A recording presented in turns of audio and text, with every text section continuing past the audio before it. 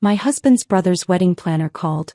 Your husband canceled your invitation, but asked to keep the $40,000 deposit you paid. I said, cancel the entire wedding. She gasped, but ma'am, you're not the bride.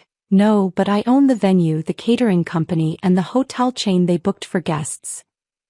I'm calling to confirm the final details for the Henderson Walsh wedding, Mrs. Morrison. The vendor's voice carried routine professionalism that would shatter within minutes. However, we received some conflicting instructions from your husband yesterday. He indicated you would no longer be attending but that the financial arrangements should remain unchanged.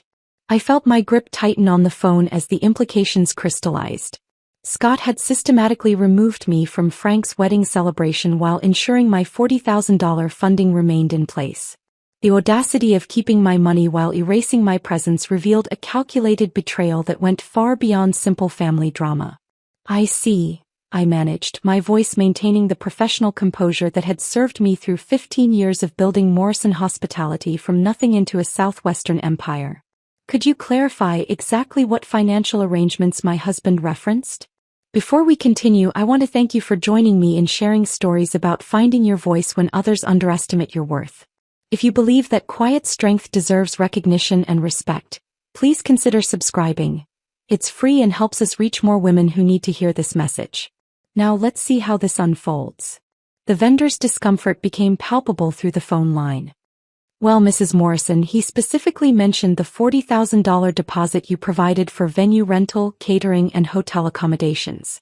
He assured us that despite the guest list changes, those funds should remain allocated as originally planned. I set the phone on speaker and leaned back in my leather chair, staring out at the Phoenix skyline that stretched beyond my corner office windows. 32 floors below, the city hummed with morning traffic while my world reorganized itself around this new understanding of my marriage. Scott had orchestrated my exclusion while preserving access to my checkbook with the casual efficiency of a man who viewed his wife as a renewable resource rather than a human being. The quarterly reports spread across my mahogany desk suddenly felt like evidence in a case I had been unconsciously building for years. Morrison Hospitality's latest figures showed revenue streams that exceeded most Fortune 500 companies, profit margins that made veteran investors envious, and a portfolio spanning 4 states. Yet the man I had shared a bed with for 15 years still introduced me at social gatherings as his wife who helped out with some event planning. Mrs. Morrison, are you still there? The vendor's voice carried genuine concern now. I want to emphasize that this situation feels highly irregular to our team. We've never encountered a scenario where the primary financial contributor was excluded from an event while their funding remained required. Thank you for bringing this to my attention, I replied, my tone carrying the authority that had negotiated hostile takeovers and impossible contracts. I will address this matter directly with my husband. After ending the call, I remained seated in my office sanctuary, surrounded by tangible evidence of achievements Scott's family had never bothered to understand. The Waterford Crystal coffee service I had purchased to celebrate acquiring my 10th venue gleamed in the morning light. Original Southwestern artwork worth more than most people's annual salaries decorated walls that bore witness to phone calls that shaped the hospitality industry across multiple states. My assistant had arranged today's schedule around 3 acquisition meetings that would expand Morrison Hospitality's influence into Nevada. These deals represented months of strategic planning, financial analysis, and relationship building that Scott dismissed as Teresa's little networking activities. The irony never escaped me that my employees, competitors, and industry colleagues treated me with professional respect that my own family had never demonstrated.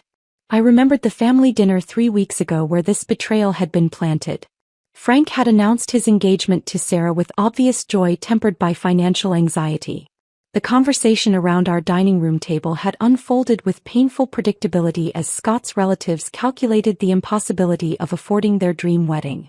Frank makes decent money as an architect, Teresa had explained through tears, but with Sarah's student loans and the mortgage payments, there's nothing left for a proper celebration. She deserves better than a courthouse ceremony, but we're looking at maybe $5,000 total if we sacrifice everything else. I had listened quietly as they discussed creative budgeting strategies that would have been unnecessary if anyone had bothered to understand the scope of my business success. Bachelor party at a chain restaurant instead of a weekend retreat. Wedding dress from a discount outlet rather than a bridal boutique. Reception dinner at a community center with folding chairs and paper plates.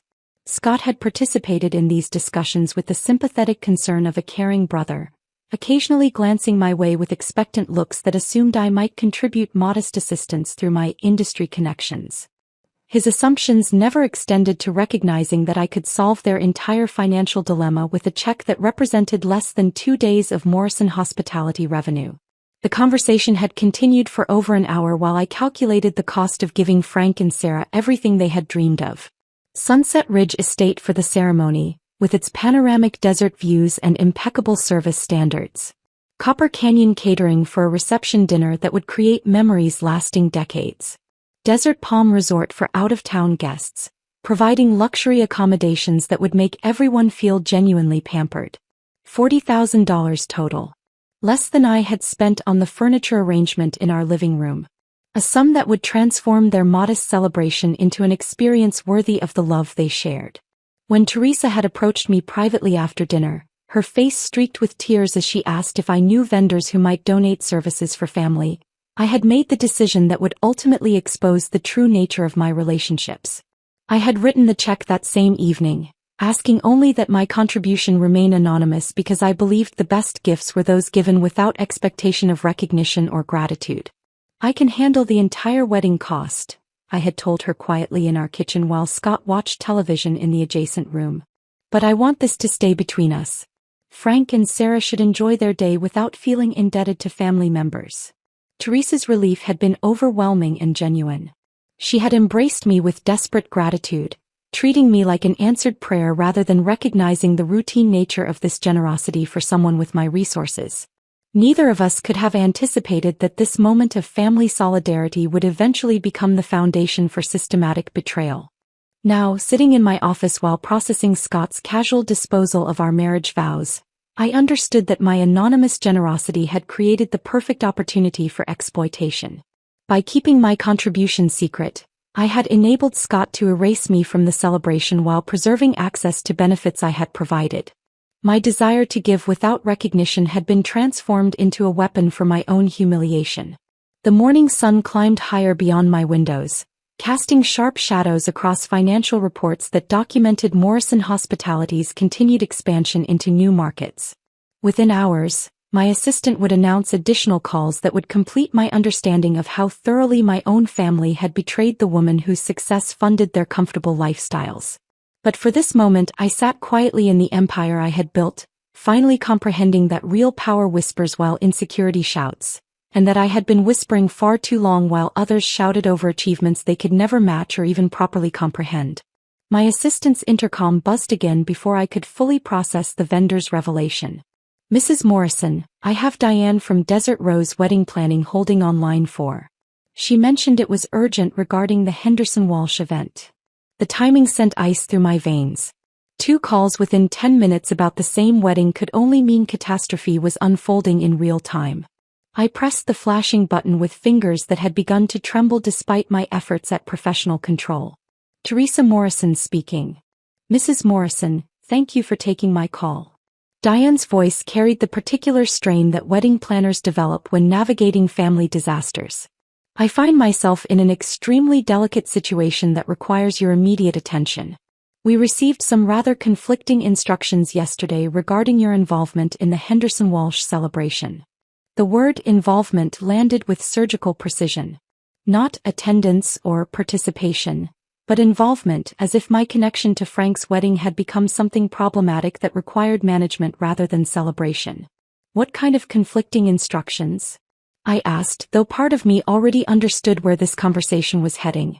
"Your husband contacted our office personally yesterday afternoon. He requested that we remove your name from all guest lists, seating charts and formal announcements. However, he was very specific about maintaining all existing financial arrangements exactly as originally established." The professional euphemisms could not disguise the brutal clarity of what Scott had orchestrated. He had systematically erased me from his brother's wedding while ensuring my $40,000 funding remained untouched. The calculated nature of this betrayal made it infinitely more devastating than any impulsive act of anger could have been. He also provided alternative contact information for all future wedding communications. Diane continued, her discomfort growing more apparent with each word. We were instructed to direct all vendor coordination through Teresa Morrison rather than yourself moving forward. Scott's sister-in-law would now serve as the primary contact for an event I had funded entirely. The symbolism was perfect in its cruelty. I would pay for Frank's wedding while being replaced by another Teresa, as if I were an interchangeable piece in family machinery that could be swapped out without affecting functionality. Mrs. Morrison, I want to be completely transparent with you, Diane said, her professional mask slipping slightly. In 15 years of wedding planning, I have never encountered a situation where the primary financial contributor was excluded from an event while their funding was retained. Our entire team feels uncomfortable proceeding under these circumstances without your explicit consent. Even strangers recognized the ethical bankruptcy of what my own husband had arranged. Wedding vendors understood boundaries that Scott apparently considered irrelevant when applied to his wife's dignity and financial resources. Before I could respond, my phone buzzed with an incoming text message. Scott's name appeared on the screen with a preview that made my stomach clench. I put Diane on hold and opened the message that would redefine my understanding of our marriage. Stop being dramatic. You're not coming to Frank's wedding. We're keeping the money since you offered it as a gift. Let's discuss this when you've calmed down. The casual cruelty took my breath away. 15 years of marriage reduced to a text message that treated me like an inconvenient child whose tantrum required patient management. The dismissive tone revealed how Scott truly perceived me, not as his business-owning wife whose success funded our lifestyle, but as an emotional woman whose legitimate anger represented mere hysteria requiring correction. The phrase, "when you've calmed down," carried particular venom. Scott was preemptively dismissing any response I might have as irrational female emotion rather than justified outrage at calculated betrayal. He had orchestrated my humiliation while stealing my money, then framed my anticipated reaction as unreasonable drama that rational adults should ignore. Mrs. Morrison, are you still there? Diane's voice pulled me back to the phone call that had become secondary to the text message revelation. Yes, I apologize. Please continue. I wanted to ask directly whether you consent to these arrangements.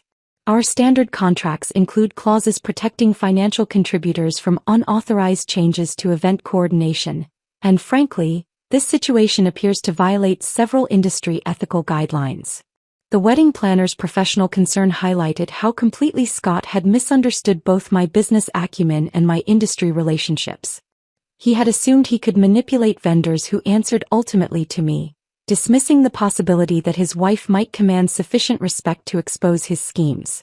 Diane, I need to ask you something directly. Was this decision presented to you as coming from both my husband and myself, or did Scott indicate he was acting unilaterally? The pause that followed confirmed my suspicions.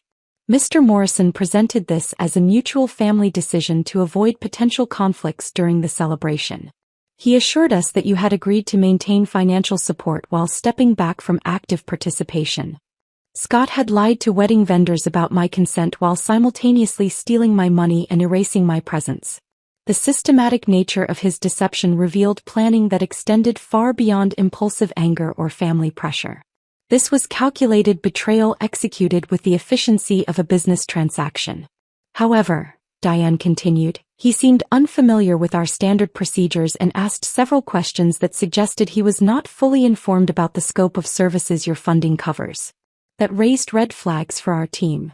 My phone buzzed again with another message from Scott. Teresa called crying about vendor issues. Fix this mess you created. Frank doesn't need his wedding ruined because you can't handle family decisions like an adult. The victim blaming reached new depths of manipulation. Scott was now positioning me as responsible for chaos created by his own betrayal, while characterizing his theft and humiliation as family decisions that reasonable people should accept without complaint. His casual dismissal of vendor concerns as problems I had created revealed complete disconnection from the reality of what he had attempted. Mrs. Morrison, I need to inform you that several other vendors have contacted our office with similar concerns about conflicting instructions, Diane said, her voice growing more strained. Copper Canyon Catering received a call requesting menu changes without consulting the financial contributor. Desert Palm Resort was instructed to modify guest accommodation arrangements while maintaining the same billing structure. The conspiracy extended far beyond Scott's initial betrayal. He had contacted every vendor associated with Frank's wedding, systematically erasing my involvement while preserving my financial obligations. The audacity of coordinating such extensive deception while characterizing my objections as drama revealed a level of manipulation I had never suspected him capable of achieving. "There's something else you should know," Diane continued hesitantly. "Mr. Morrison mentioned that these changes were necessary because of your tendency toward emotional instability during family events. He suggested that your presence might create uncomfortable situations for other guests.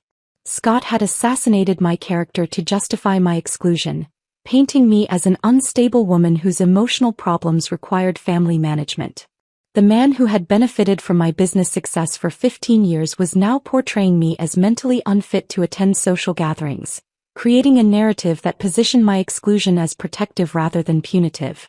My reflection in the office window showed a woman whose professional composure was beginning to fracture under the weight of systematic betrayal. My hands shook as I reviewed the wedding contracts spread across my desk. My voice caught slightly when responding to Diane's questions, and my eyes carried a fragility that 15 years of successful business negotiations had never produced. The empire I had built as armor against the world's cruelties felt suddenly meaningless when the people I trusted most had casually decided I was disposable. All my professional achievements meant nothing if my own family could orchestrate my humiliation with such casual efficiency. For the first time in decades, I felt my carefully constructed professional identity beginning to crumble, leaving me exposed to emotions I had learned to manage through success and control. The phone rang barely 30 minutes after I ended the call with Diane. Teresa's name flashed on my office display, and I almost declined the call before curiosity about her justifications overcame my instinct to avoid further pain. "Teresa, thank God you answered." Her voice carried a tremor I had never heard before, higher-pitched and breathless, as if she had been running or crying. "I need to explain what happened. There's been a terrible misunderstanding." "Has there?" I kept my tone neutral, though my heart hammered against my ribs with the desperate hope that perhaps this nightmare had some reasonable explanation I had not considered. "Listen, we were trying to protect you. Scott explained how stressed you've been with work, how the family gatherings have been overwhelming lately. We thought if we handled the wedding details ourselves, you could just relax and enjoy the celebration without all the planning pressure." The explanation sounded rehearsed, each word carefully chosen to reframe betrayal as benevolence. Teresa spoke with the practiced fluency of someone who had spent considerable time crafting this narrative, probably with Scott's guidance and possibly other family members' input. "Teresa, I was uninvited from the wedding entirely. How does that qualify as protecting me from planning pressure?" "Well, that part got complicated." Her voice wavered slightly, the first crack in her prepared script. "There were some family dynamics at play that we thought might create tension. You know how these events can get emotional, and we wanted to keep everything focused on Frank and Sarah's happiness." The euphemisms continued to pile up like defensive barriers. Family dynamics replaced the truth of their coordinated exclusion. Emotional characterized my anticipated reaction to theft and humiliation as unreasonable female hysteria. Frank and Sarah's happiness positioned my presence as somehow threatening to the couple's joy rather than acknowledging that their celebration existed only because of my generosity. "But we absolutely want you to know how grateful we are for your contribution," Teresa rushed on, sensing my silence as skepticism. "That money is going to make their dream wedding possible, and we'll never forget your generosity." The casual reference to keeping my $40,000 while excluding me from the celebration revealed the stunning audacity of their position. They genuinely believed they could steal my money, erase my presence, and maintain my gratitude through hollow expressions of appreciation. "Teresa, whose idea was it to remove me from the guest list?" Another pause, longer this time. "It was a family decision. We all talked it through and agreed that this approach would be best for everyone involved." They had held family meetings about my exclusion. Multiple conversations where Scott's relatives sat around discussing whether the woman funding their celebration deserved to attend it. The systematic nature of this betrayal cut deeper than any spontaneous cruelty could have achieved. "Including Frank? Frank wants whatever's best for family harmony. He's grateful for your support and doesn't want any conflicts to overshadow his special day. Frank's silence became a betrayal unto itself. Hours had passed since the wedding vendors contacted him about the chaos surrounding his celebration, yet he had not called to express concern, confusion, or gratitude. The man whose wedding I had funded completely now hid behind family spokespeople rather than addressing the situation directly. When Frank finally did call, 20 minutes after Teresa's conversation ended, his tone carried the weary obligation of someone completing an unpleasant task rather than the genuine emotion of someone whose dreams had been made possible by family generosity. Teresa, I wanted to personally thank you for your incredible generosity with the wedding expenses. His words sounded formal, almost scripted. Your support means everything to Sarah and me, and we want you to know how much we appreciate your understanding about the guest list situation. My understanding? The phrase escaped before I could moderate my response. Frank, I found out about my exclusion from your wedding through vendor phone calls. What exactly am I supposed to understand? Well, the family thought it might be better to keep things smaller, more intimate. You know how these events can get complicated when there are too many personalities involved. Frank was using the same euphemistic language Teresa had employed, referring to my presence as a personality problem rather than acknowledging his family's calculated betrayal. The man I had considered a genuine friend was revealed as someone who lacked the courage to defend basic decency when family pressure mounted. Frank, I funded your entire wedding. Does that reality factor into your understanding of appropriate guest list decisions? His uncomfortable laughter revealed everything about his moral framework. Teresa, you offered that money as a gift. We're incredibly grateful, but gifts don't come with strings attached, right? The man whose architectural career was built on structural integrity could not recognize the ethical foundation supporting his own wedding celebration. He had transformed my anonymous generosity into an obligation-free windfall that absolved him of any responsibility toward the benefactor. Scott's arrival home that evening brought the final confirmation of how completely my family relationships had disintegrated. Instead of apologies or explanations, he entered our kitchen with the aggressive defensiveness of someone who believed his position was morally justified. I hope you're satisfied with the chaos you've created, he said, dropping his briefcase with unusual force and glaring at me with undisguised resentment. Teresa spent the afternoon crying because vendors are asking inappropriate questions about family decisions. The victim blaming reached breathtaking heights. Scott was positioning me as responsible for vendor confusion created by his own deceptive instructions, while characterizing professional inquiries about irregular financial arrangements as inappropriate questions. You orchestrated my exclusion from Frank's wedding while keeping my money, Scott. The chaos was created by your betrayal, not my reaction to it. Betrayal. His voice rose with genuine indignation. I was trying to prevent family drama and protect Frank's special day. Your success has made you arrogant, Teresa. You think funding something gives you the right to control everything about it. The accusation revealed the deeper resentment that had probably festered throughout our marriage. Scott had watched my business achievements with growing bitterness, interpreting my success as arrogance rather than recognizing the dedication and intelligence that built Morrison Hospitality. This wedding exclusion was not about family harmony but about diminishing a wife whose accomplishments threatened his ego. 15 years of supporting your career, funding our lifestyle, and accepting your family's dismissive treatment, and you think I'm the arrogant one? You see, this is exactly the kind of emotional reaction we were trying to avoid at the wedding. Frank doesn't need his celebration ruined by your need to be the center of attention. Scott was rewriting our marriage history in real time, transforming years of my quiet support and acceptance into attention-seeking behavior that justified his family's coordinated betrayal. The man who had benefited daily from my success now painted me as a narcissist whose presence would ruin celebrations funded by her own generosity. That night, lying in our king-sized bed while Scott slept peacefully beside me, I confronted the devastating loneliness that follows betrayal by those we trust most completely. The silence stretched between us like an ocean, filled with 15 years of shared memories that now felt like elaborate deceptions. My business empire, my financial independence, my reputation for integrity throughout the hospitality industry. None of these achievements mattered when facing the hollow recognition that my own family had secretly planned my exclusion while depending on my continued generosity. I had spent 15 years building bridges to people who were quietly preparing to burn them the moment I became inconvenient rather than useful. The darkness of our bedroom echoed with conversations I would never have again, family gatherings where I would never feel welcomed, and the recognition that love I had believed unconditional was actually contingent on my continued invisibility and financial accessibility.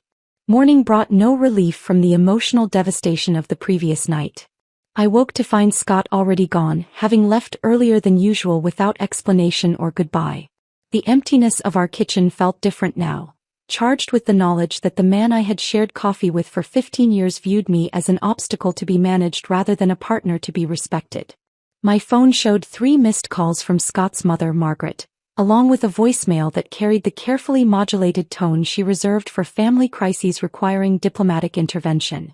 I poured coffee into my favorite mug, the one Scott had given me for our 5th anniversary, and prepared myself for what would undoubtedly be another exercise in family damage control.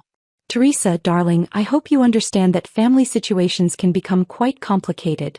Margaret's recorded voice flowed with practiced smoothness. Scott mentioned there were some concerns about the wedding arrangements, and I wanted you to know that we all appreciate your generous contribution. Perhaps it would be best if we simply let bygones be bygones and focused on Frank's happiness. These sorts of misunderstandings tend to resolve themselves when everyone keeps the bigger picture in mind. The carefully chosen phrases revealed how thoroughly Scott had briefed his family about containing my reaction to their betrayal. Margaret spoke as if witnessing a minor disagreement between children rather than addressing the systematic theft and humiliation orchestrated by her son. Her suggestion to let bygones be bygones positioned my legitimate outrage as petty grievance-keeping that mature adults should abandon for the sake of family harmony. Scott's sister Jennifer called within the hour, her approach slightly different but equally manipulative in its underlying assumption that my reaction was disproportionate to the offense committed. Teresa, I know family dynamics can be really challenging sometimes. Jennifer began with the patronizing sympathy she typically reserved for discussing difficult relatives. Scott explained that there were some tensions around the wedding planning, and honestly, these big events tend to bring out the worst in everyone. Maybe this is actually a blessing in disguise that lets you avoid all that wedding stress. The reframing continued with stunning audacity. Jennifer was characterizing my exclusion from Frank's wedding as a fortunate escape from unpleasant obligations rather than acknowledging the betrayal of trust and theft of money that had actually occurred. Her tone suggested that reasonable people would feel grateful for being spared the burden of attending celebrations they had funded. You know how emotional these occasions can get, especially when there are a lot of strong personalities involved, she continued, her voice carrying the subtle implication that I represented one of those problematic personalities requiring management. Frank and Sarah just want their day to be perfect, and sometimes that means making difficult choices about guest dynamics. Each family member who called employed variations of the same strategy. My exclusion became protection from stress. My financial contribution became a generous gift that should require no reciprocal consideration. My anger became emotional instability that threatened family celebrations. The sophistication of their coordinated response revealed extensive planning and consultation among Scott's relatives. The most disturbing call came from Sarah herself, Frank's fiancée, who demonstrated a level of calculated manipulation that suggested natural talent rather than coached behavior. Her voice carried precisely the right blend of innocence and gratitude to deflect responsibility while maintaining plausible deniability about her role in the conspiracy. Teresa, I wanted to personally thank you for being so understanding about the wedding arrangements. Sarah began with perfectly modulated warmth. I know these family events can get complicated, and your willingness to prioritize Frank's happiness over any personal concerns really shows what kind of person you are. The performance was flawless. Sarah managed to thank me for understanding decisions I had never consented to while positioning my exclusion as evidence of my noble character rather than acknowledging the betrayal that had actually occurred. She spoke as if I had voluntarily withdrawn from the celebration rather than being systematically erased by family conspiracy. Frank is so grateful for your generosity with the wedding expenses, she continued, her tone carrying just enough emotional weight to seem genuine without acknowledging the ethical implications of accepting money from someone they had excluded. He keeps saying how lucky we are to have family members who care more about our happiness than their own recognition. The subtle dig at my supposed need for recognition revealed how thoroughly Scott had briefed his future sister-in-law about my character flaws. Sarah was implying that my objection to theft and humiliation stemmed from wounded vanity rather than legitimate outrage at betrayal. She had transformed my anonymous generosity into evidence of attention-seeking behavior that justified their coordinated exclusion. In stark contrast to the family betrayal, my business relationships proved their worth through unwavering professionalism and loyalty. My assistant spent hours discreetly investigating the vendor connections, mapping the web of companies that ultimately traced back to Morrison Hospitality's various holdings. My legal team reviewed contract obligations with the thoroughness I had come to expect from professionals who understood their reputations depended on competent service. Most telling was the response from Marcus Chin, my closest business partner and the man who had helped structure some of Morrison Hospitality's most complex acquisitions. When I explained the situation during our regularly scheduled call, his reaction carried none of the diplomatic equivocation that characterized my family's responses. "Teresa, that's completely unacceptable behavior," Marcus said without hesitation. "I don't care what family dynamics were involved. You don't take someone's money and then exclude them from the event. That's fraud, plain and simple." His straightforward moral clarity highlighted the twisted ethical framework my family had adopted to justify their actions. The people I paid for professional services demonstrated more integrity and loyalty than blood relatives who had benefited from my generosity for years. "Have you considered that this might be strategic rather than merely cruel?" Marcus continued, his business acumen cutting through the emotional confusion that family betrayal creates. "Excluding you while keeping your funding sends a very specific message about your place in their hierarchy. You're valuable for resources but not worthy of inclusion in celebrations." His analysis illuminated what I had been struggling to understand. This was not random cruelty or impulsive family drama but calculated degradation designed to establish permanent boundaries. They were teaching me that I could fund their happiness but should never expect to share in it. The sophistication of their emotional manipulation revealed years of resentment and planning I had never recognized. The pattern became clearer as additional family members contacted me throughout the week. Each conversation followed the same script. My exclusion became protection. My funding became generous gifting that required no reciprocal consideration. My anger became emotional instability that reasonable people should ignore for the sake of family harmony. They had all known about the plan. Scott's parents, his siblings, even distant relatives who rarely involved themselves in family affairs had been consulted about my exclusion while my funding was preserved. The entire extended family had participated in deciding that I was expendable, that my contributions were welcome while my presence was problematic. The realization settled over me like cold water. I had spent 15 years believing I was building relationships with people who valued my presence in their lives. Instead, I had been cultivating dependencies among people who viewed me as a convenient resource to be managed and manipulated according to their needs. The network of deception extended far beyond Scott's impulsive betrayal. This was systematic exclusion coordinated by an entire family who had decided that my money was welcome while my company was not. The revelation of systematic family betrayal demanded a response that matched its calculated cruelty. I spent that evening in my home office, surrounded by 15 years of acquisition documents, corporate filings, and subsidiary records that told the story of Morrison Hospitality's expansion across the southwestern United States. My legal team worked remotely through the night, mapping connections I had never considered in their totality. What emerged from our investigation transformed my understanding of the power I had unconsciously accumulated. Desert Rose Wedding Planning operated under the umbrella of Southwest Event Solutions, which I had acquired 3 years earlier during their bankruptcy proceedings. Sunset Ridge Estate, the venue Frank and Sarah had selected for its breathtaking desert views, belonged to my hospitality division through a holding company that managed 12 similar properties.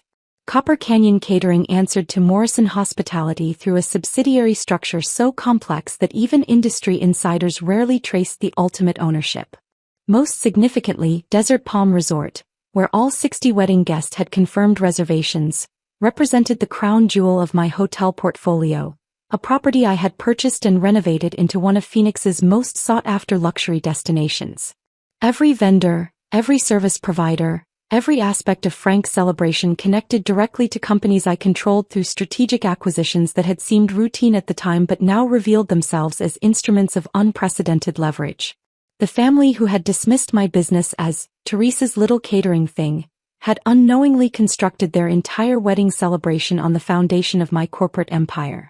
They had insulted and excluded the woman who literally owned every component of their dream celebration.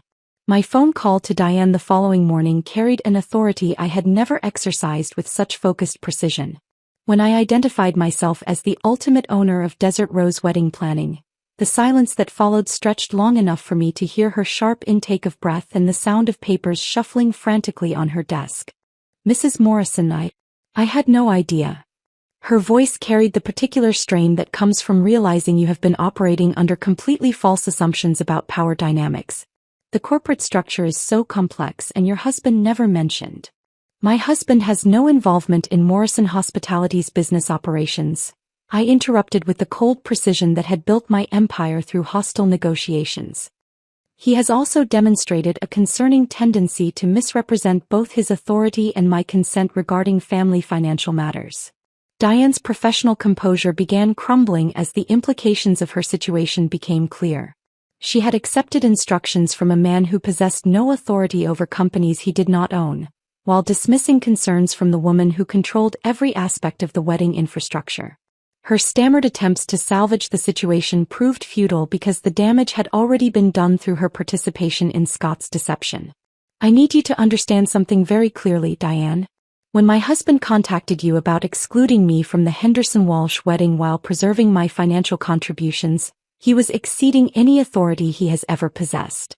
Those instructions violated both our professional agreements and basic business ethics. Mrs. Morrison, if I had known about the ownership structure, I would never have accepted those instructions. Our standard procedures require authorization from primary stakeholders for any significant changes to event coordination." Her desperation highlighted how completely Scott had underestimated both my business acumen and my industry relationships. He had assumed he could manipulate vendors who ultimately answered to me, dismissing the possibility that his quiet wife might command respect and loyalty throughout the hospitality sector. "Diane, I want you to contact every vendor associated with the Henderson Walsh wedding and inform them that their services are no longer required. All contracts should be terminated immediately, and all reservations should be cancelled." The silence that followed carried the weight of a woman realizing she was witnessing the systematic dismantling of months of careful planning.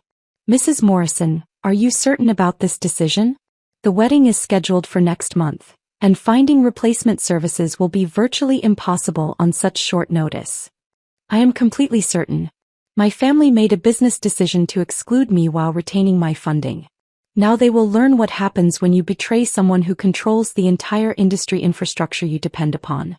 The cancellation process unfolded with surgical precision over the following hours.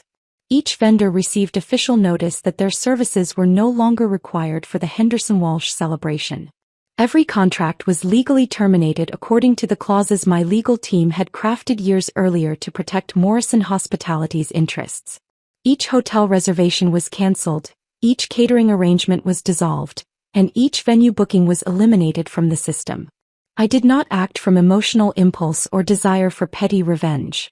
This was the calculated response that had built my empire through strategic thinking and consequences for those who violated business relationships.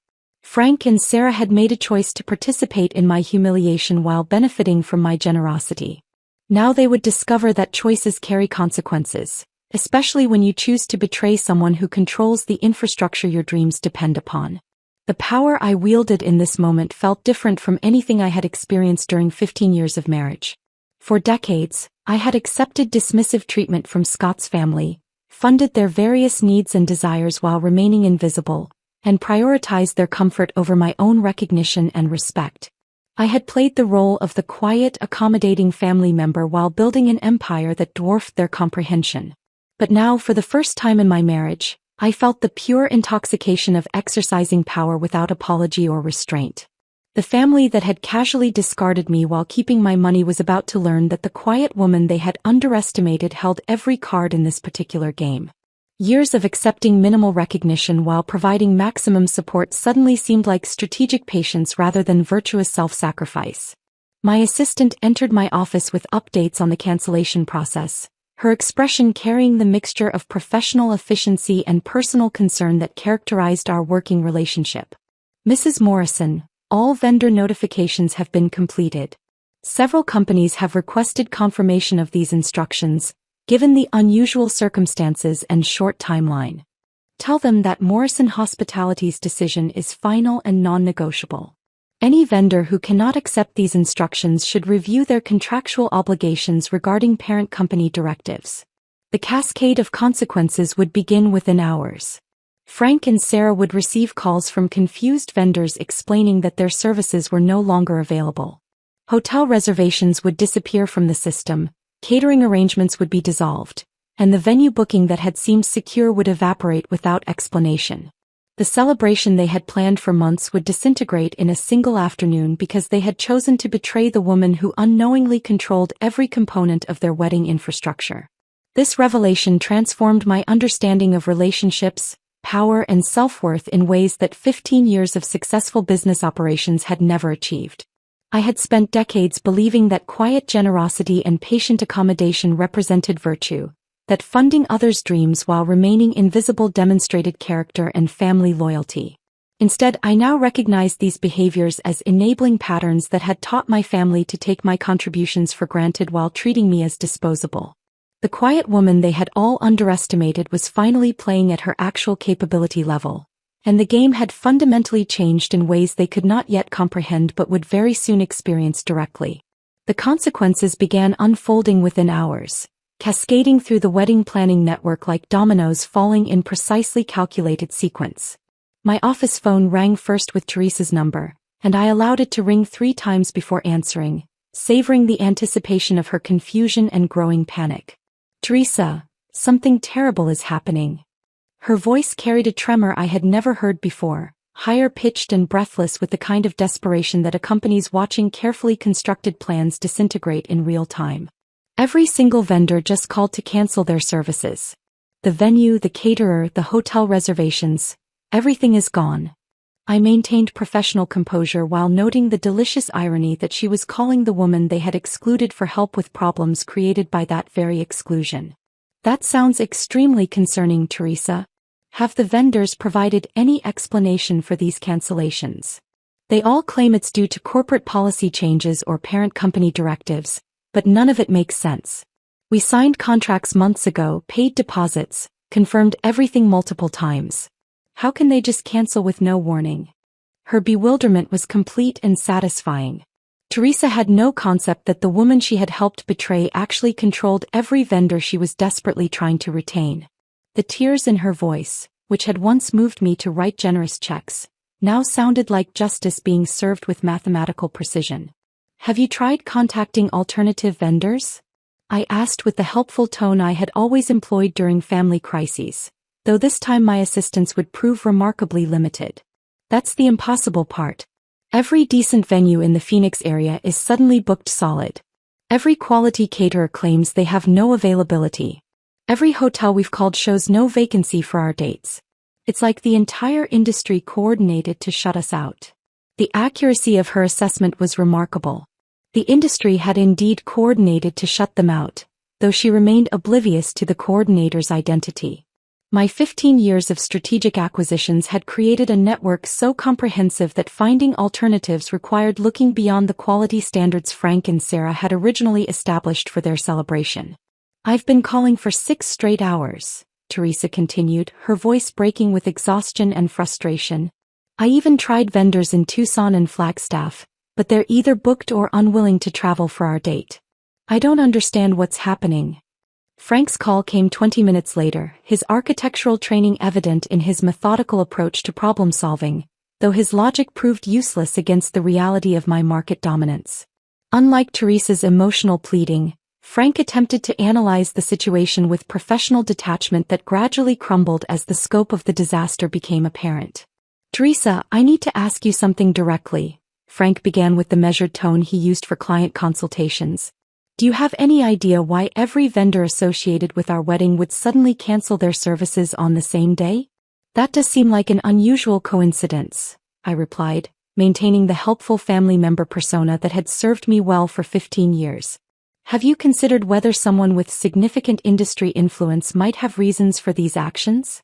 The pause that followed stretched long enough for me to hear him processing the implications of my suggestion. Frank was intelligent enough to recognize that such coordinated cancellations required substantial power and organization, though he had not yet connected these requirements to his quiet sister-in-law who supposedly ran a small catering business. Are you suggesting that someone is deliberately sabotaging our wedding? His voice carried growing alarm as the possibility of intentional interference replaced his initial assumption of unfortunate coincidence. Who would have both the motivation and the capability to coordinate something like this? I wouldn't want to speculate about motivations, I said carefully, but the capability part is interesting. This level of coordination would require someone with extensive connections throughout the hospitality industry, someone whose influence extends across multiple vendor categories. Frank's silence suggested he was beginning to understand that his wedding had been targeted by someone with resources and reach far beyond typical family drama. The man who designed buildings was finally grasping that his celebration had been systematically demolished by an architect of consequences he had never bothered to acknowledge. Scott's response proved far less analytical and infinitely more revealing about his true character when faced with situations beyond his control. His calls began with the dismissive authority he had always employed when my business activities inconvenienced his family plans, but his tone shifted rapidly as he realized that his usual tactics would prove inadequate for this crisis. "Teresa, you need to fix this mess immediately," Scott commanded during his first call, his voice carrying the entitled assumption that I would naturally prioritize solving problems created by his betrayal. "Frank is in full panic mode and Teresa hasn't stopped crying for hours. Whatever game you're playing needs to stop right now." The casual characterization of systematic consequences as games revealed how completely Scott misunderstood both the situation and my response to his orchestrated humiliation. He genuinely believed that his wife's reaction to theft and betrayal represented childish behavior that reasonable adults should ignore rather than recognizing it as the calculated exercise of legitimate power. "I'm not playing any games, Scott. I'm simply allowing natural consequences to unfold when people make choices about betraying family members who have been generous with them." "Natural consequences?" His voice rose with genuine indignation. "You're destroying Frank's wedding out of spite because your feelings got hurt. This is exactly the kind of emotional instability we were trying to avoid by keeping you away from the celebration." The victim blaming reached stunning heights as Scott transformed his theft and betrayal into evidence of my mental health problems. He had orchestrated my exclusion while stealing my money, then characterized my response as proof that his original decision was justified. The circular logic would have been impressive if it were not so morally bankrupt. "Scott, you excluded me from a wedding I funded completely while keeping my $40,000. If you can explain how that represents reasonable family behavior, I'm willing to listen. You offered that money as a gift, Teresa. Gifts don't come with strings attached and they don't give you the right to control other people's celebrations. Your success has made you think you can buy your way into situations where you're not wanted." The accusation revealed resentments that had probably festered throughout our marriage. Scott viewed my business achievements as arrogance rather than recognizing the dedication and intelligence that built Morrison Hospitality from nothing into a regional empire. This wedding crisis was not about family harmony but about diminishing a wife whose success threatened his ego and challenged his assumptions about domestic power dynamics. Within 48 hours, word began spreading through Phoenix's hospitality community that Teresa Morrison was exercising the full scope of her considerable influence. Vendors who had treated me with routine professionalism suddenly understood they had been dealing with industry royalty whose quiet demeanor had masked unprecedented market control. Competitors who had underestimated Morrison Hospitality began reassessing their market position and their relationship strategies with someone they had not realized was a major power broker. My assistant fielded calls from industry colleagues seeking to understand the implications of the Henderson-Walsh cancellations for their own business relationships. Hotel managers who had accepted routine booking requests now recognized they had been dealing with the owner of competing properties.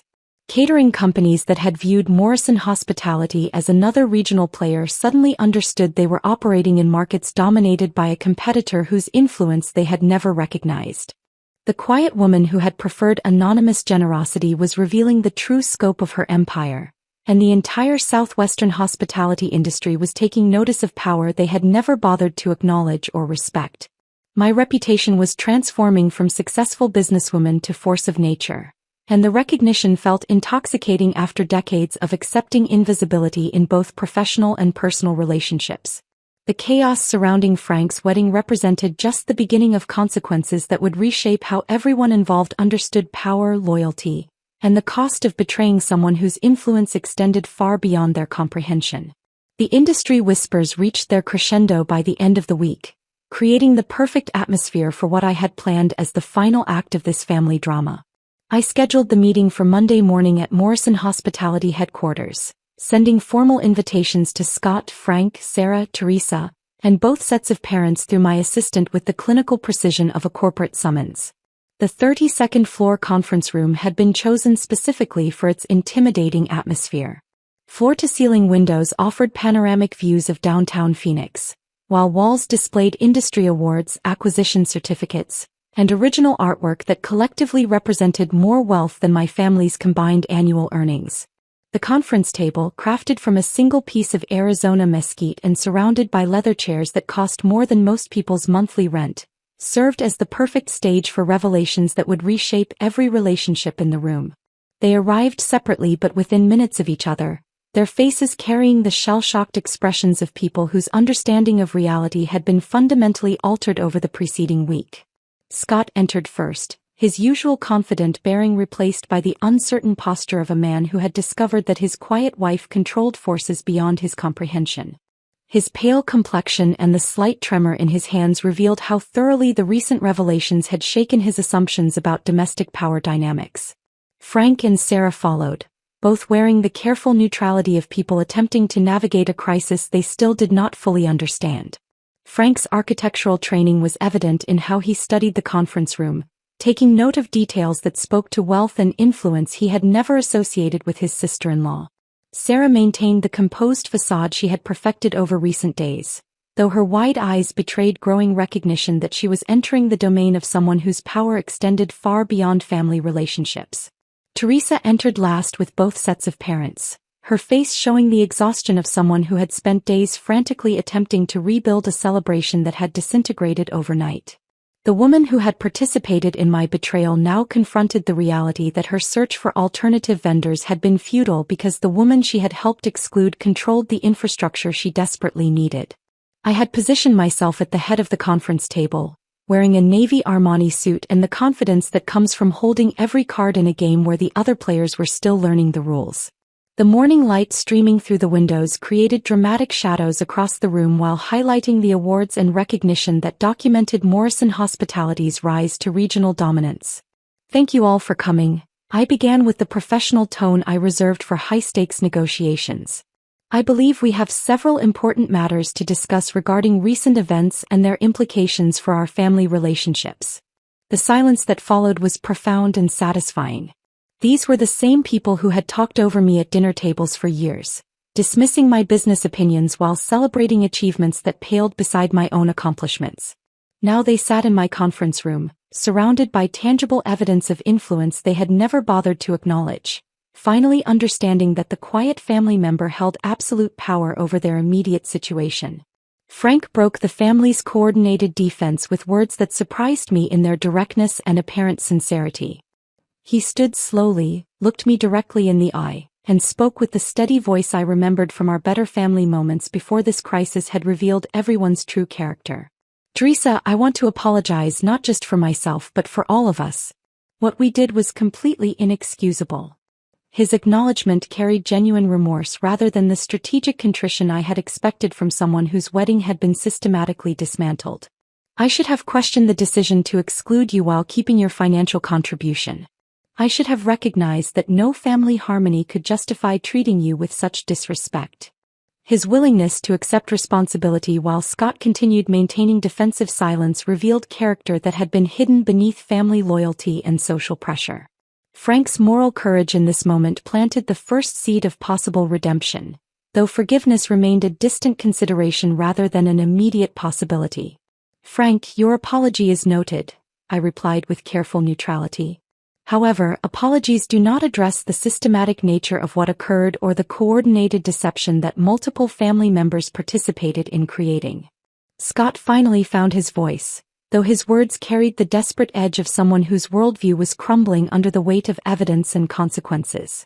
"Teresa, you have to understand that we were trying to prevent family drama. The exclusion was never meant as an insult. It was meant to protect everyone from uncomfortable situations." "Protect everyone from uncomfortable situations by stealing my money and orchestrating my humiliation?" I asked with the calm precision that had served me through countless business confrontations. "Scott, please explain how theft and betrayal qualify as protective measures." His attempts to minimize the betrayal and rationalize the exclusion became increasingly desperate as he realized that his usual tactics of dismissal and condescension would prove inadequate in this environment.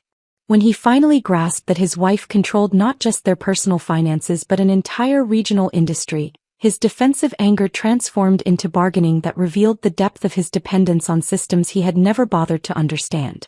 "You're right that the execution was flawed," Scott admitted with visible reluctance, "but the intentions were good. We can fix this situation if everyone just steps back from the emotional reactions and focuses on family unity." The casual characterization of calculated consequences as emotional reactions demonstrated how completely Scott misunderstood both the situation and my response to his orchestrated betrayal. He genuinely believed that his wife's exercise of legitimate power represented hysteria that reasonable people should ignore rather than recognizing it as the natural result of choices that carried significant consequences. "The situation has already been fixed, Scott. Your brother's wedding was cancelled because the family that planned my exclusion discovered they had no alternatives when I withdrew my support. The emotional reactions you reference are the natural response to learning that actions carry consequences." I stood and walked to the windows overlooking downtown Phoenix, allowing the silence to emphasize the authority that my position and environment represented. The city stretched below us, much of its hospitality infrastructure unknowingly controlled by the woman Scott's family had dismissed as running a small catering business. However, I am prepared to offer terms for resolution that will allow Frank and Sarah to proceed with their celebration, albeit under conditions that reflect the new reality of our family relationships. The room held its collective breath as I outlined requirements that would reshape every assumption they had maintained about power, respect, and accountability within our extended family structure. The terms were not negotiation starting points but non-negotiable conditions that reflected the cost of betraying someone whose influence extended far beyond their comprehension. $75,000, payable in advance to cover all wedding expenses. Formal written apologies from Scott, Teresa, and both sets of parents acknowledging that your treatment was unacceptable and violated basic standards of family loyalty. Public recognition during the wedding reception of what nearly destroyed this celebration and why these events occurred. The financial requirement represented nearly double the original wedding cost, while the public acknowledgement would ensure that every guest understood the consequences of betraying family members whose generosity had been taken for granted for years. These terms are final and non-negotiable. You have 48 hours to decide whether Frank and Sarah will have their wedding under these conditions or whether they will be explaining to 60 guests why there is no celebration at all. The 48-hour deadline passed with Frank's acceptance delivered through a formal letter that arrived at Morrison Hospitality precisely at the end of business hours on Wednesday. His handwriting carried the careful precision of an architect who understood that some structures require complete reconstruction rather than simple repairs. The $75,000 appeared in my business account the following morning, accompanied by written apologies from each family member that ranged from Frank's genuinely contrite acknowledgement to Scott's grudging admission of poor judgment. 4 weeks later, I stood in the main hall of Canyon View Lodge, overseeing final preparations for what had transformed from Frank and Sarah's original vision into something entirely different yet undeniably beautiful. The venue represented one of Morrison Hospitality's smaller properties, nestled against the desert foothills with panoramic mountain views that created natural magnificence no amount of money could purchase or replicate. The guest count had been reduced from 60 to 40, forcing focus on genuine relationships rather than social performance and obligation. Each invitation had been carefully reviewed to ensure that only people who truly mattered to Frank and Sarah would witness their union. The elimination of peripheral guests and acquaintances created an intimacy that the original celebration would never have achieved despite its greater expense and elaborate planning. Every detail reflected my aesthetic vision rather than the ostentatious display Frank and Sarah had initially envisioned. Elegant simplicity replaced the gaudy excess they had originally planned, with desert wildflowers arranged in understated centerpieces that complemented rather than competed with the natural landscape. The reduced budget had paradoxically produced a more sophisticated celebration, one that emphasized the significance of the commitment being made rather than the wealth being displayed. My assistant approached with the final vendor confirmations, each document bearing the signatures of service providers who now understood they were working directly for Morrison Hospitality rather than through intermediary planners. The shift in their demeanor had been remarkable to observe. Vendors who had treated me with routine professionalism now provided the deference typically reserved for industry leaders whose influence could make or destroy regional businesses. Mrs. Morrison, the catering team has confirmed all final menu adjustments, and the photographer understands that you will be reviewing all images before release. My assistant reported with the efficiency I had come to expect from staff who recognized they worked for someone whose power extended far beyond what most clients could wield. The transformation in how Phoenix's hospitality community regarded me had been profound and gratifying. Word had spread throughout the industry about the quiet mogul who had nearly canceled a family wedding over betrayal, with the story growing in dramatic detail through each retelling. Competitors who had underestimated Morrison Hospitality now approached me with the careful respect reserved for forces of nature that could reshape market conditions through single decisions. The incident had elevated my professional reputation from successful businesswoman to industry legend, though the cost in family relationships remained to be determined.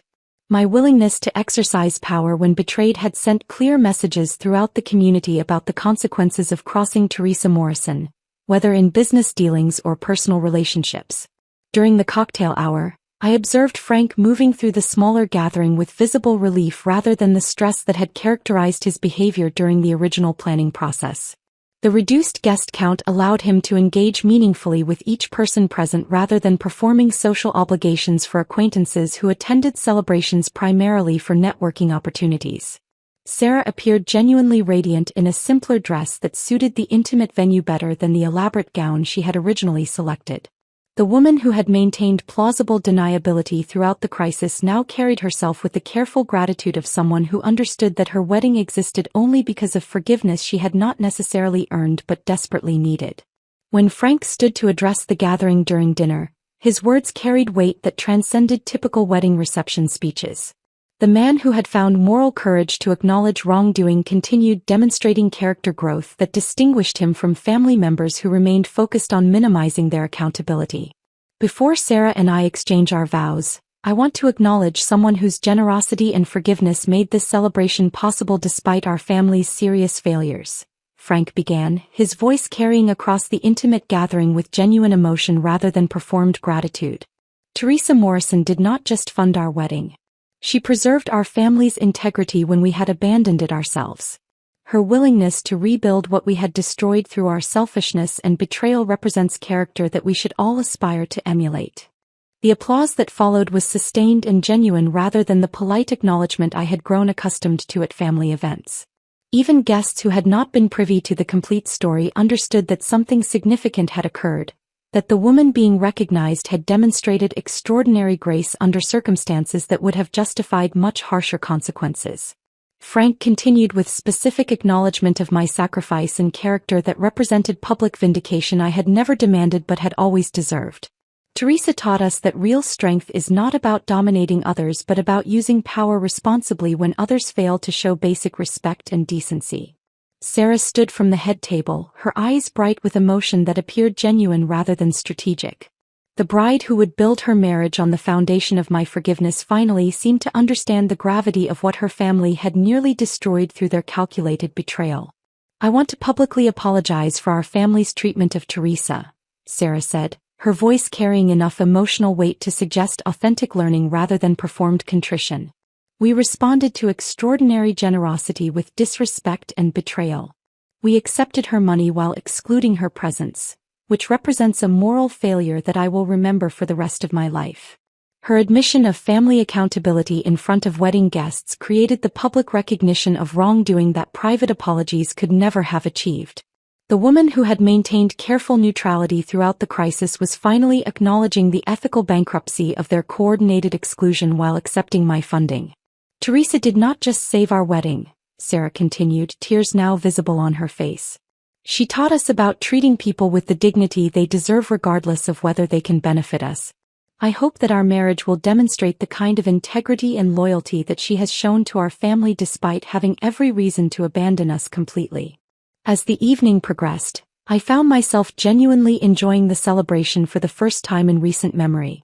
The intimate gathering allowed for meaningful conversations rather than superficial social interactions, while the knowledge that every detail existed on my terms created satisfaction that mere attendance could never have provided.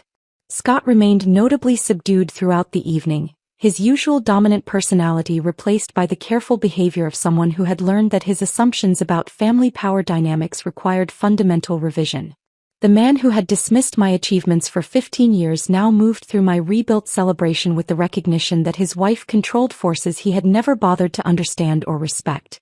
The mountain sunset created a natural backdrop for Frank and Sarah's first dance, painting the desert sky in colors that no decorator could replicate or improve upon. The celebration was beautiful, elegant, and meaningful in ways that their original plans would never have achieved, despite costing nearly double and requiring public acknowledgement of family failures that would be remembered long after the dancing ended. The sun was barely visible through our kitchen windows when Scott appeared the next morning, carrying an expensive bouquet of white roses and wearing the haggard expression of a man who had spent the night rehearsing apologies. His formal attire from the wedding still wrinkled from what appeared to be a sleepless night, and his eyes carried the particular exhaustion that comes from finally understanding the magnitude of consequences you had not anticipated. Teresa, we need to talk about what comes next. His voice carried the careful modulation of someone who had practiced these words repeatedly, though the underlying desperation remained impossible to disguise. I know I made serious mistakes, but we have been together for 15 years. That history has to count for something in how we move forward from this situation. I continued preparing my morning coffee with the same methodical precision I had employed throughout our marriage, measuring grounds and water with the attention to detail that had built Morrison Hospitality from nothing into a regional empire. The familiar routine provided stability while I processed the surreal experience of my husband pleading for forgiveness in the kitchen where we had shared thousands of ordinary moments over the past decade and a half. 15 years. I repeated, testing the weight of those words against the reality of what had occurred. 15 years during which you benefited from my success while treating my achievements as insignificant hobby activities. 15 years of accepting your family's dismissive treatment while I funded their various needs and desires. 15 years that culminated in you stealing my money while orchestrating my public humiliation. Scott set the roses on our granite countertop with the careful movements of someone who understood that grand gestures would prove inadequate for the damage he had inflicted. I understand you're angry, and you have every right to be upset about how the wedding situation was handled. But Teresa, we can work through this. Marriage counseling, whatever you need. We built a life together that matters more than any single mistake. The characterization of systematic betrayal as a single mistake revealed how completely Scott continued to misunderstand both the situation and my response to his orchestrated cruelty. He genuinely believed that his decision to exclude me while stealing my money represented an error in judgment rather than a fundamental revelation about his character and his understanding of our marriage. Scott, you did not make a mistake. You made a calculated decision to humiliate me while preserving access to my financial resources. That represents who you are when you believe the consequences will remain manageable. Through the kitchen window, I could see my Range Rover in the driveway, already loaded with everything I considered essential from our 15-year marriage. The packing process had been surprisingly simple, requiring only 2 hours to collect the possessions that held genuine emotional significance. Practical necessities, important documents, and sentimental items fit easily into luxury vehicle storage, illustrating how little of our shared existence actually belonged to me on any meaningful level. The physical act of packing had revealed the emotional detachment I had unconsciously developed over years of accepting minimal recognition while providing maximum support. 15 years of marriage reduced to items that filled a single vehicle, with the remainder representing shared acquisitions that had never truly felt like home. "You packed the car," Scott observed, his voice carrying the hollow recognition of someone who had finally understood that words would prove insufficient to address the damage he had created. "Teresa, please don't make any permanent decisions while emotions are running high.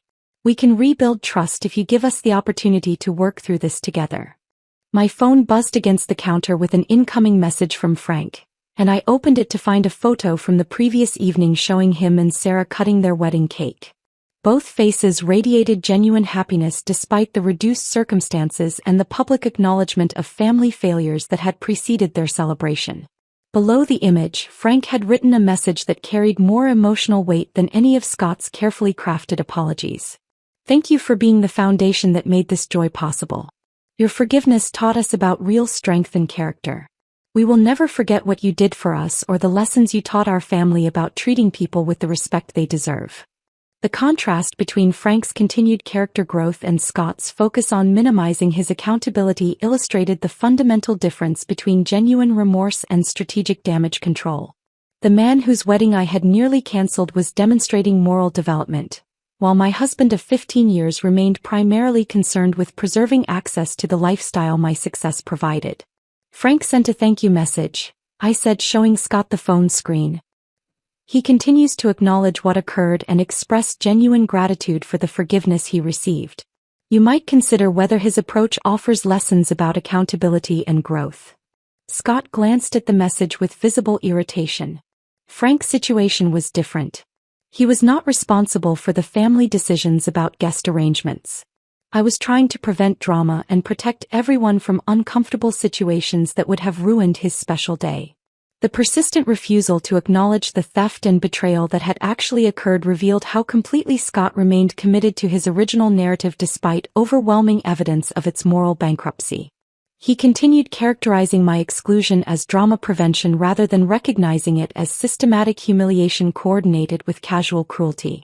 "Scott, you stole $40,000 from me while orchestrating my public humiliation. No amount of rationalization transforms that reality into family protection or drama prevention." I picked up my purse and car keys from the counter where I had placed them the previous evening, feeling the weight of finality that comes with decisions that cannot be reversed or reconsidered.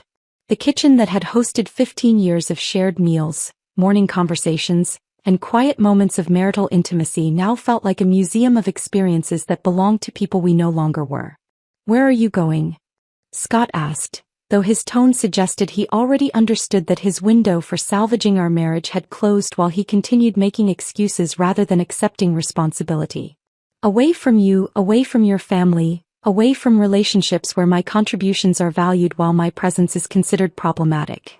I moved toward the door that led to the garage, where my packed Range Rover waited to carry me toward a future that did not include people who confused generosity with weakness. "Teresa, please do not do anything irreversible while you are still processing what happened. We can work through this if you give our marriage the chance it deserves after 15 years together." Behind me, Scott's voice carried the desperation of someone who had finally comprehended what he was losing, though his pleas remained focused on his own losses rather than the damage he had inflicted through his betrayal. His calls of my name echoed through the kitchen with increasing urgency as he realized that words alone would prove insufficient to repair trust that had been systematically destroyed through calculated deception. But I did not look back because I had spent 15 years looking back, making excuses for behavior that should have been unacceptable, accepting minimal recognition from people who should have celebrated my contributions to their lives. The garage door opened with mechanical precision, revealing morning sunlight that illuminated the path toward a future where my worth would not be determined by people who claimed to love me while treating me as disposable. The finality of that moment represented not just the end of a marriage but the conclusion of a chapter where I had accepted being undervalued by people who should have treasured what I brought to their relationships. The Range Rover's engine hummed to life as I backed out of the driveway that had framed 15 years of shared domestic routines, leaving behind Scott's silhouette in the kitchen window and the weight of expectations that had defined my marriage since its beginning. The phoenix mornings stretched before me with possibilities I had not allowed myself to consider during decades of prioritizing family harmony over personal fulfillment. 3 months later, Morrison Hospitality occupied a new headquarters building in Scottsdale, its glass facade reflecting desert sunlight while housing the expanded operations that had followed my emergence as a recognized industry force. The wedding drama had transformed my professional reputation in ways that traditional marketing campaigns could never have achieved, attracting clients who wanted to associate with someone whose influence extended beyond typical business relationships. The story had evolved through countless retellings throughout the southwestern hospitality community, becoming industry legend about the quiet mogul who had nearly canceled a family wedding over betrayal. Each version emphasized different details, but the central narrative remained consistent. Teresa Morrison commanded resources and wielded influence that most industry professionals had never recognized, and her willingness to exercise that power when betrayed sent clear signals about the consequences of crossing someone whose quiet demeanor masked unprecedented capabilities. New clients approached Morrison Hospitality not merely for event planning services but for association with someone who had demonstrated that respect and loyalty were non-negotiable requirements rather than suggestions. Corporate executives who had built their careers on power dynamics understood the significance of what had occurred, recognizing that my systematic dismantling and reconstruction of Frank's wedding represented strategic thinking that translated directly into business acumen they wanted supporting their own important events. My assistant entered my new corner office with the afternoon's correspondence, including another message from Frank that demonstrated the continued character growth he had maintained since his wedding day. His communications had evolved from grateful acknowledgement into genuine friendship based on mutual respect rather than family obligation or financial dependence. "Teresa, I wanted to share some news that I think will interest you," his latest message read. "Sarah and I have decided to establish an annual scholarship fund for hospitality management students, funded through a percentage of my architectural firm's profits. We learned from you that success carries responsibility to support others, and we want to honor that lesson in a meaningful way." The contrast between Frank's continued moral development and Scott's increasingly desperate attempts at reconciliation illustrated the fundamental difference between people who learn from consequences and those who simply endure them. While Frank transformed his experience into positive action that would benefit future generations, Scott remained focused on minimizing his accountability while seeking restoration of privileges he had forfeited through betrayal. My divorce attorney had reported Scott's latest settlement proposal that morning, another in a series of increasingly generous offers that revealed his growing understanding of what he had lost through his calculated cruelty. The man who had dismissed my achievements for 15 years now offered to accept minimal financial support in exchange for preserving some connection to the lifestyle my success had provided. Living alone in my new Scottsdale residence had initially challenged assumptions I had maintained about solitude and companionship throughout my adult life. The silence I had feared would feel overwhelming instead provided space for reflection and decision-making that had been impossible during years of accommodating other people's needs and expectations. My homes, my businesses, and my relationships now reflected standards I established rather than compromises I accepted to maintain family harmony. The peace that came from being surrounded by people who could not casually dismiss or betray me proved more satisfying than the companionship I had shared with individuals who treated my contributions as entitlements rather than gifts. 15 years of accepting minimal recognition while providing maximum support had ended, replaced by solitude that honored my worth rather than diminishing it through constant accommodation of people who confused generosity with weakness. Evening brought another ritual I had developed since leaving Scott, reviewing Morrison Hospitality's expanding portfolio while enjoying wine from my private collection in the quiet of my home office. The numbers continued reflecting growth that exceeded projections, driven partly by the enhanced reputation that family drama had inadvertently created throughout the industry. The intercom announced a call from Marcus Chin, my business partner, who had become one of the few people whose counsel I sought on matters extending beyond professional concerns. His perspective on the wedding situation had proved invaluable during weeks when family emotions threatened to cloud business judgment. "Teresa, I wanted to update you on something interesting." Marcus began with the enthusiasm he reserved for particularly satisfying business developments. 3 of our major competitors have approached me about potential partnerships or acquisitions. Apparently, your demonstration of market control during the wedding situation has made them reconsider their strategic positions relative to Morrison Hospitality. The competitive landscape had shifted in response to revelations about my actual market share and willingness to exercise that influence when circumstances warranted decisive action. Companies that had previously viewed Morrison Hospitality as another regional player now understood they were operating in markets dominated by someone whose quiet approach had masked unprecedented consolidation of industry resources. More significantly, Marcus continued, 2 major hotel chains have contacted us about management contracts for their southwestern properties.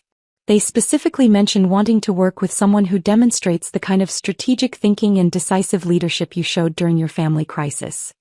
The transformation from successful businesswoman to industry legend continued generating opportunities that validated decisions I had made during the most difficult period of my personal life.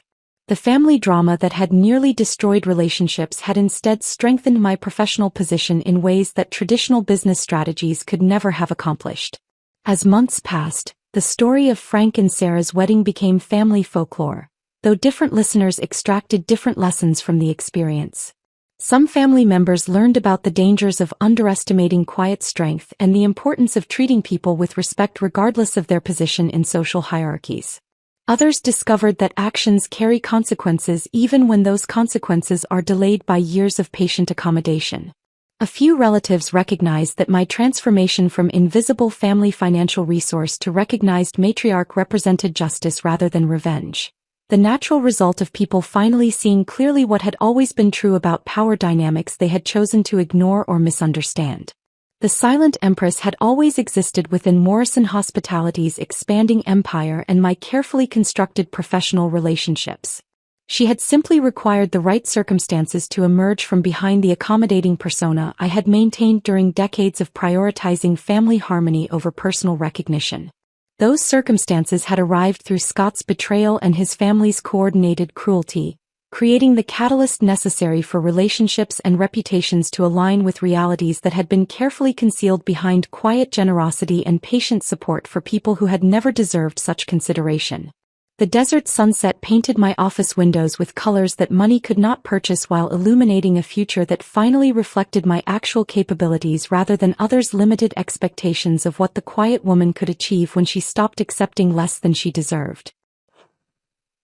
If this story of quiet strength turning into powerful justice had you captivated, hit that like button right now. My favorite part was when Teresa revealed she owned every single wedding vendor, watching their shock unfold in real time. What was your favorite moment? Drop it in the comments below. Don't miss more incredible stories of underestimated women finding their power. Subscribe and hit that notification bell so you never miss an upload.